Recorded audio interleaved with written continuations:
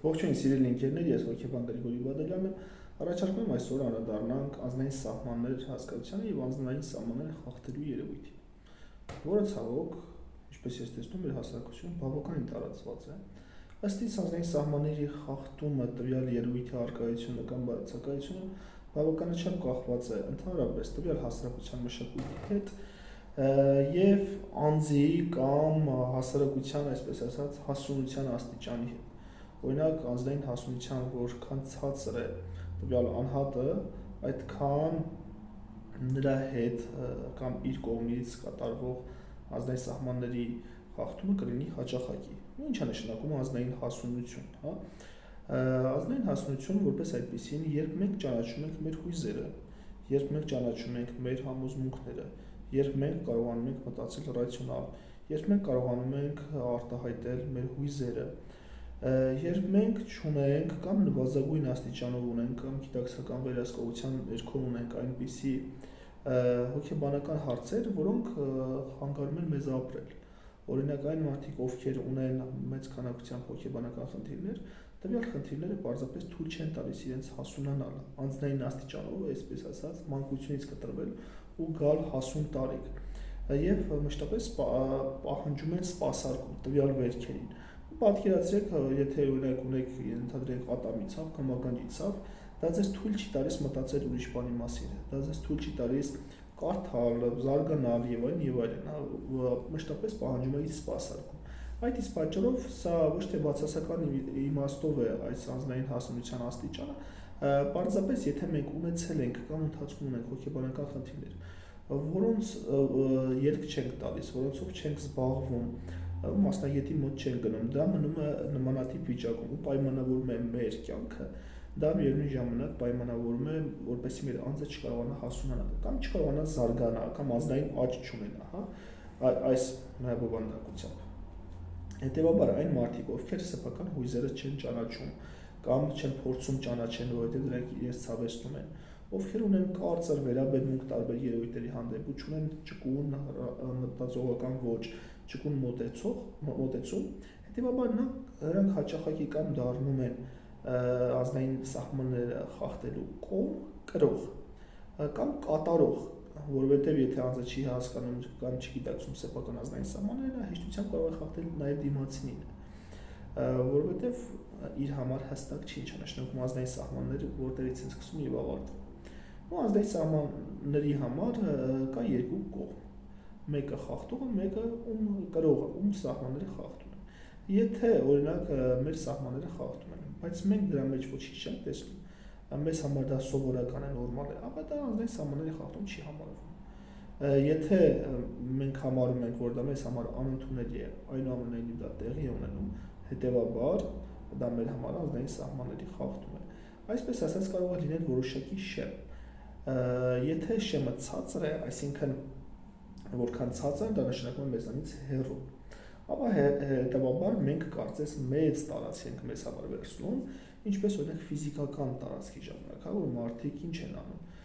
ունեն տուն, եթե դա առանձնատուն է, ունեն պարիսպ, պարիսպի միջոցով ընդգծում են սեփական սահմանները, եւ եթե պարիսպ անցնում ես, նշանակում է անցնում ես իրենց ազգային տարածքը, մտնում ես իրենց ապահովության տարածք, այստեղ այդ ամեն մեկին չի թույլատրված է միայն նրանց, ովքեր ապահով են, ովքեր կանխատեսելի են, ում վարկը կարելի է կանխատեսել եւ երաշխավորել եւ այլն։ Բայց եթե ինչ-որ մեկ անց թույլատրության մտնի, դա կնշանակի ազգային սահմանների խախտում։ Հետևաբար ինչ-որ մեկի համար նույն հարցը տալ, նույն գնահատականը անել, սա չի կոչվի ազգային սահմանները, մյուսի համար կարող է կոչվել։ Հետևաբար կապված է եւ ընդունողից, այսինքն թե տվյալ անձը որքան իր անձից, տվյալ անհատը իր անձից որքան հեռու է այդ սահմանները դնում, եւ կատարողից, մասնավորապես նրանք ինչ փոխհարաբերություն ունեն, ինչ միտումով է դա ասում եւ այլն։ Ինչ է նշանակում լավ ազգային սահմաններ խախտելը։ Սա մեծ հաշվով սեփական անձին եւ սեփական ընտրությանը, ռեսուրսներին տված որոշակի, այսպես ասած, որոշակի մեկնաբանությունն է։ Մեկնաբանության մեջ կարող է լինել հարց. երբ ես ամուսնանում, երբ եք երկրորդ կամ երրորդ երեխան ունենում, ինչ եք, չգիտեմ, ձգձգում, ազգային հարցեր։ Սա մեկ։ Կարող է լինել քննադատություն, օրինակ ինչքան տեսնում դու վատ ես ծառնում կամ քո մոտ լավ չի ստացվում։ Սա երկու։ Կարող է լինել որոշակի մեկնաբանություն, կարծիք հայտնել, որը պնդում կատարել, օրինակ սա սխալ է անում այսպես եւ այնպես։ Այսինքն որոշակի մեկնաբանությունը, որը ուղղված է մեր ընտրությանը, եւ դա մեզ համար կարեւոր է, եւ տվյալ սահման մտնելու թույլտվություն չունի տվյալ անձը։ Հնարավոր է այնպիսի հարցեր լինի, որտեղ ոչ ոքի մենք չենք ցանկանում թույլ տանք մտնել, նույնիսկ ամենամտերիմին, բայց կան այնպիսի հարցեր, որը օրինակ հարևանին թույլատրված չի, բայց մտերիմին թույլատրված է։ Հետևաբար հարգելիներս ազնեի սահմանը նաև այսպես ասած տատանվում է ելնելով մեր փոխհարաբերությունից, ինչպես նաև այն մեկնաբանությունից, որը կատարելու են։ Իհարկե այն նաև պայմանավորված է, թե որքան է հուզական, այսինքն մեր անձի համար որքան է ինտիմ, այնքան է անձնական դա, որովհետև կան այնպիսի ինտիմ թեմաներ, դա պարտադիր չի, սեռական թեման, այսինքն անձնական թեմաներ, որոնք անձի համար բավականին զգայուն են, բավականին սենսիտիվ է անձը տվյալ հարցի շուրջ, հետևաբար ոչ ոքի չի թողնում, որպեսզի այնտեղ մտնեն։ Եվ հետևաբար առանց հրավերի որևէ մեկնաբանություն կատարելը դա կլինի հարցի տեսքով, քննադատության տեսքով, դիտողության տեսքով կամ գնահատականի տեսքով էական չի։ Սա նշանակում է մտնել վերջինիս ազնային սահման եւ խախտել։ Հիմա նույն մշակույթից կախված, օրինակ թե տվյալ մշակույթում ինչն է կարևոր արժեք, հաճախակի ազնային սահմանի խախտումը տեղի ունենում համապատասխան դրա։ Օրինակ մեր մշակույթում ամենակարևոր կարծես արժեքներից մեկը ամուսնությունն է։ Մի շարք օրինակ արևմուտքում դա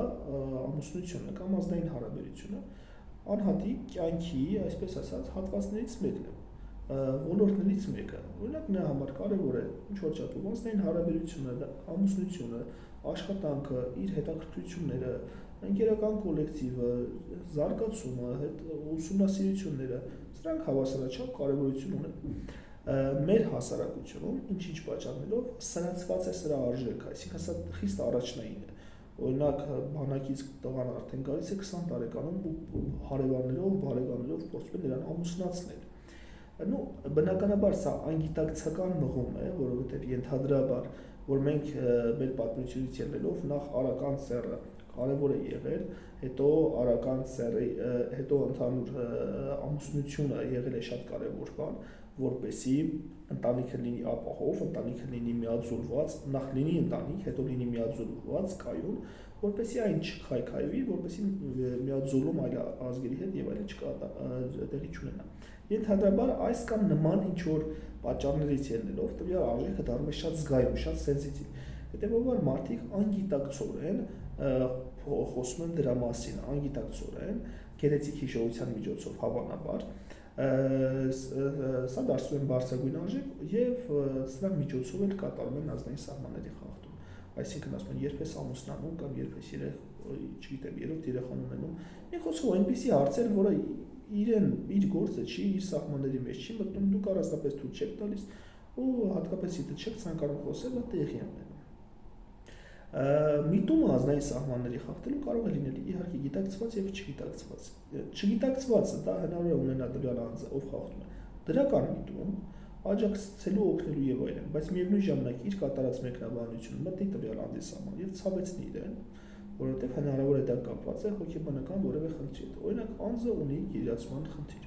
Նա հեշտությամբ գիրանում է եւ դա ուղիղ կապված է իր ինքնագնահատականի հետ։ Նա չի լուծել տվյալ խնդիրը, դա իրեն անհանգստացնում է եւ նա ունի ինքնագնահատականի խնդիր դրա հետ կապված։ Հետևաբար երբ դուք մեկնաբանություն եք կատարում վերջինիս նիհարելու կամ գիրանալու հետ կապված, սա նշանակում է մտնում եք իր հոգեբանական վերքի մեջ, մտնում եք իր ազնային սահման եւ ցավեցնում նրան։ Հետևաբար սա որպես այդպեսին դուք միգուցե դրա միտումով չեք, միտումնավոր չեք անում, այնուամենայնիվ ազնային սահմանները խախտել։ Հետևաբար մշտապես անհրաժեշտ է մտածել դրա մասին հարաբերության ժամանակ, հատկապես եթե լավ չեք ճանաչում եւ զրուցակցին, եւ մեկնաբանություններ չկատարել, խորհուրդներ չտալ, չգիտեմ, տարբեր տեսակի գնահատականներ չտալ, որը կարող է անձին իհարկե ցավեցնել։ Բանն այն է, որ մարդիկ սովորաբար իրենց պրոյեկտում են դիմացին, այսինքն վերագրում են սեփական անձի որակները ուրիշի։ Օրինակ ես այսպես եմ մտածում, ենթադրում եմ դիմացինն էլ է այսպես մտածում։ Ես այսպես կանայի, կարծում նա էլ պիտի այսպես անի։ Ես նվիրված եմ, ենթադրում եմ, որ նա էլ պիտի նվիրված լինի։ Կամ են մարդիկ, ովքեր հեշտությամբ մարդկանց կարող են խաբել, ինչ-որ մի բան վերցնել, այսպես ասած, աֆերիստները, հա, նրանք ամենուր գտնում են հնարավոր ինչ-որ մի խնդիր, տեսնում են հնարավոր ինչ-որ խաբեություն, որ կարող են իրենց խաբել, այսինքն մարդիկ հակված են վերագրել իրենք դիմացին։ Հետևաբար նաև տվյալ կրիտերիաներից ելնելով կարող են վերագրումներ կատարել եւ տարբեր մեկնաբանություններ կատարել, որը ընդհանրապես դիմացինի համար չի եւ կարող են նրան վիրավորել, ինչու, որովհետեւ կդիպչի իր հոգեբանական վերքին չլուծված հոգեբանական խնդրին։ Կարող են նայել մարդիկ կատարեն միտումնավոր, օրինակ դա կարող է լինել դիմացինի ռեսուրսների դիագնոստիկա, այսպես ասած, ռեսուրսների եւ ազգային սահմանների դիագնոստիկա, այսինքն փորձել տեսնել ինչքան առաջ կարող են գալ, ինչքան սահման կարող են գրավել։ Ու պարզ է, հա, այսպես ասած, եթե մենք անձը համարենք մարմնի շարունակություն, այսպես ասած, էվոլյուցիոն ձեռքբերման վերջնական ամենազարգացած կամ ամենանոր գոյացությունը, նույնիսկ գիտակցությունից առավել բարձր գոյացություն, եթե համարենք անձը, սա մարմնի ուղիղ շարունակություն է, աներևույթ կերպով։ Հետևաբար ազգային սահմանը ֆիզիկական աստիճանում, էթոլոգիայի աստիճանում նշանակում է ֆիզիկապես մտնել նրա տարածք, նայած ինչ-որ մի բան վերցնել, ֆիզիկապես։ Հոգեբանական աստիճանում մենք հոգեբանորեն ենք մտնում նրա տարածք, իր տարածքը գրավում, հետևաբար եթե մենք իր տարածքը գրավել ենք, դա նշանակում է մեր իշխանությունը նրա հանդեպ բարձր է։ Հետևաբար ազգային սահմանները խախտելու միտումը կարող է լինել ագրեսիվ, տվյալ անձի համար շահադիտական, պարզապես մտնել զոհի, այսպես ասած, ում սահմանները խախտում են նրա տարածք, գրավել այն եւ սեփական իշխանությունը հաստատել։ Հետևաբար սա կարող է լինել նաեւ դիագնոստիկ, ստուգողական, որպեսզի հասկանանք, թե տվյալ անձի սահմանը որտեղ է սկսում, որտեղ է վերջանում, որտեղ է նա, այսպես ասած, իր սեպերը խրում եւ ընդգծում սեփական տարածքները։ Սա կենդանիների մոտ են մեծ հաշվով նման բան կա, կենդանիները միզում են տարածքում եւ ընդգծում են սեփական բույրով, ընդգծում են, որ սա իմ տարածքն է, սա քո տարածքն է, որպեսզի մտնողը հասկանա, որ այստեղ կա, այսպես ասած, տեր։ Հիմա, ինչպես ասացին, կարող են նպատակողված անել, որպեսզի դիագնոստիկան ռեսուրսները, դիագնոստիկան մեր սահմանը տեսնել, մենք որտեղից ենք թույլ տալիս, որտեղից ենք արգելում, իսկ եթե այն ցածր ինքնագնահատականով մարդիկ հիմնականում անինքնավստահ մարդիկ հիմնականում ազգային նեղ սահման են ունենում, այսինքն խախտում են ու նրանք ձայն չեն անում, գալիս են մոտ ու նա տարածքը սահմանափակում է իրանք իրենցով։ Կարող է կատարվել նաև ինչպես միտումնավոր ռեսուրսները եւ ազգային սահմանների դիագնոստիկա կատարելով, պարզապես մտնելով նրան հոգեճնշելու, նրան մանիպուլացնելու միջոցով։ Հետևաբար սա ամենաէֆեկտիվ դիագնոստիկ մեթոդն է, այսպես ասած, որպեսզի հասկանանք, մանիպուլյատորները շատ լավ զգում հասկանում են, հա, նրանք օրինակ հոգեբաններ կամ պրոֆայլերներ չլինելով, նրանք շատ լավ շատերը, իհարկե ոչ բոլորը, բայց շատերը շատ լավ հասկանում են, թե վերջինիս ազգային սահմանները որտեղ է սկսում, որտեղ է վերջանում։ Եվ եթե շատ փոքր է ազգային սահմանը, այսպես ասած, ապա վերջինիս անինքնավստահությունը ցածր է, ցածր ինքնագնահատական ունի, հետևաբար հոգեբանական խոցելի մի շարք կետեր ունի, որի միջոցով կարող են նրան մանիպուլացնել։ Ինչ կարելի անել, անկախ այն հանգամանքից, դա մեր ազգային սահմանները խախտում են նպատակողված, թե ոչ միտումնավոր, մեծ հաշվով էական չի։ Մենք երբ ենք զգում հիմնականում, երբ դա հուզական որոշակի հակազդում է առաջացնում, բացասական հույզեր է առաջացնում։ Օրինակ, ինչ որ մի հարց տվեց, ես ինձ ված զգացի։ Օրինակ, մեկնաբանությունը լես ինչ որ անհարմարավետության զգացողություն ունենա, տխրեցի կամ տագնապեցի, ցանկացած հուզական հակազդում, որ ինձ տհաճություն է պատճառում։ Ալիս անհրաժեշտ է իմանալ, որ երբեք չի կարելի հույս դնել դիմացինի կրթվածության, իմացության, չգիտեմ, էթիկայի զգացողության եւ այլնի հանդեպ, հա, որ նա պիտի հասկանա, որ խախտում է, միթե նա չի տեսնում, որ ես տրամադրությունս ընկնում է եւ այլն, չի աշխատում տվյալ մեթոդը։ Կամ շատերը ասում են, ես չեմ ուզում իջնել իր մակարդակին, ես դաստիարակված եմ, ինքը չէ, այլներից, եթե ձեր ազգային սահմանները խախտում են, նշանակում է դուք թույլ եք, ինքը ուժեղ։ Էթոլոգիական, այսինքն կենսաբանական գնահատական, դուք ցածր եք, ինքը ուժեղ է, դուք թույլ եք, ինքը ուժեղ է, հետեւաբար նա գրավում է ձեր տարածքը։ Ինչքան ուզում եք դաստիարակված եղեք, կրթված եղեք եւ այլն, եթե ձեր տարածքը գրավել է, հաջորդը ձեր լինելու ձեր անձը։ Այսինքն սկզբից անցնում է ձեր ազգային սահմանը, հետո ձեր անձը եւ ձեզ է ենթարկելու, ձեր անձը ենթարկելու, հոգեճնշելու, մանիպուլացնելու է ի օգուտ իրեն։ Հետեւաբար Միշտ անհրաժեշտ է ասել, եթե ցանկանում եք ազգային սահմանները պահել, միշտ անհրաժեշտ է ցույց տալ ձեր սահմանները, այսպես ասած սեպերը խրել, ցույց տալ որտեղ է սկսում իմը, ես որտեղից թույլ չեմ տա դու առաջ գաս։ Օրինակ քննադատություն կատարեց, դուք միանգամից ասում եք, որ ես չեմ ընդունում այս քննադատությունը, երբեք չանես։ Չեք արդարանում, չեք բացատրում, ներողություն չեք խնդրում, որ դիտարկում եք կատարում, միանգամից ասում եք, արի լիս, օրինակ, հա, քո կատարած քննադատությունից դուր չեկավ։ Շատերս ունենք իրացիոնալ մտածողություն, որ միգուցե նեղացնեմ իրեն։ Նախ իրեն չեք նեղացնի, այսինքն ազգային սահման խախտողը հիմնական չի նեղանում, եւ եթե նույնիսկ կնեղացնեք, սա շատ լավ նշան կլինի իր համար, որ իր կատարածը ձեր սահմանի խախտումը ձեր համար անընդունելի է, եւ դուք պատրաստ եք եւ ունեք ռեսուրսներ, որի միջոցով կարող եք հակազդել։ Սա մեկ ինչ կարելի է ասել, ամենաէֆեկտիվ միջոցը ընկերներու տարբերակներ կան, ինչպես ասել, չգիտեմ, սա անել, նա անել եւ այլն։ Ես միշտ ընտրում եմ էֆեկտիվ, արագ եւ արդյունավետ։ Էֆեկտիվ արդյունավետ նույնը ստացվեց, հա, արդյունավետ, արագ, մատչելի, հասկանալի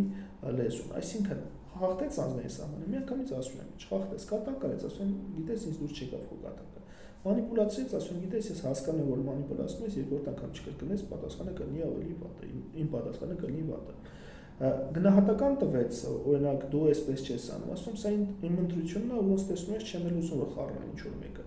Անցավ սահմանները ասեց, բա ինչի երկրորդ երեխան չեք ունենում, ասում եմ, գիտես այդ անձնական հարցը, ես կմտածեմ դրա մասին։ Որպես միանգամից դնում եմ ազգային սահմանները, ու սրա միջոցով դուք գնահատվում եք ոչ թե անշնորհ, ոչ թե չդաստիարակված եւ ժողովրդական այսպես ասած կարծատիպ բառերով։ Դուք գնահատում եք որպես հասուն կայացած անձ, ով ունի սեփական անձը, հարուգում է սեփական անձին, կարևորում է սեփական անձին, կարողանում է դնել սահմաններ եւ պահել։ Հետեւաբար դուք նման միջոցով ձեռք եք բերում ավելի մեծ հարգանք։ Այսպես ասած, ինչքան ձեր ազգային սահմանները ներս են գած, ձեր հանդեպ հարգանքը քիչ է, ինչքան դուք կարողանում եք հստակությամբ դնել, ու խոսքը այն մասին չի, որ դուք այնքան սենսիտիվ լինեք, որ ինչ ասեն, դուք միանգամից ասեք այդպես մի արա։ Դա նշանակում է, որ դուք ունեք հոգեբանական խնդիրներ, որի հարցեր չեք լուծել։ Չէ, պարզապես այն ամենն է, որ իսկապես հասկանում եք, որ ասում է ձեր ազգային սահմանը, կամ պարզապես դուր չի գալիս, իսկ դուք հոգեբանորեն առողջ մարդ եք։ Հետևաբար անհրաժեշտ է, կարելի է շատ դեպքերում պարտադիր է ընդգծելը։ Կա նաև այսպիսի մի բան, ինչպես մենք վերաբերում ենք մեզ, նայեք ինչքան հետաքրքիր է, ինչ առանձնահատկությամբ մենք վերաբերում ենք ինքներս մեզ, տվյալ առանձնահատկությամբ հասարակությունը սկսում է վերաբերվել մեզ։ Որի արդյունքում մենք պարզապես տվյալ վերաբերմունքի արդյունքում սկսում ենք մեր տված վերաբերմունքը մեր հանդեպ, այսինքն ցանկանում եք հասկանալ ինչպես է դուք վերաբերում ձեզ, նայեք տեսեք թե հասարակությունը ոնց է արտացոլում եւ արդյունքում ոնց է վերաբերում ձեզ, հետեւաբար սա կլինի ինքնավերաբերմունքի բավականին լավ ցուցիչ։ Հետեւաբար հարգելիներից, եթե ցանկանում եք փոխել հասարակության վերաբերմունքը ձեր անձի հանդեպ, նախ փոխեք ինքներդ ձեր անձի հանդեպ վերաբերմունքը, թե ինչպես սրա մասին կխոսենք հետագայում, բայց սա առանցքային հատվածն է, ինքնավերաբերմունքի փոփոխությունը բերում է հասարակության վերաբերմունքի փոփոխություն։ Իսկ ինքնավերաբերմունքի հարցներից մեկը այն է, թե ինչքան եք դուք թողնում, որ ձեր ազգային սահմանները խախտեն։ Եթե խախտեցին, նշանակում է դուք համաձայն եք վերջինիս հետ, նշանակում է դուք ունեք այդ ինքնավերաբերմունքը ու հետեւաբար համապատասխան դրան հասարակությունը ձեզ հետ կշփվի նման կերպով։ Կարծում եմ հարգելիներս, այսքանը ենթադրում եմ, որ կարելի է նաև անվճար դասընթաց տեղադրել տվյալ թեմայի հետ կապված, ինչու անվճար, որպեսզի մեծ քանակությամբ մասնակիցներ հնարավորություն ունենան մասնակցելու եւ առավել դրական ներդրում ունենան սեփական առողջության, հոգեբանական առողջության անձի մեջ եւ սեփական կյանքում, որը մեծ հաշվով իմ գործունեության հիմնական ու կարևոր արժեքներից մեկն է, եթե ոչ իրականում ամենակարևորը։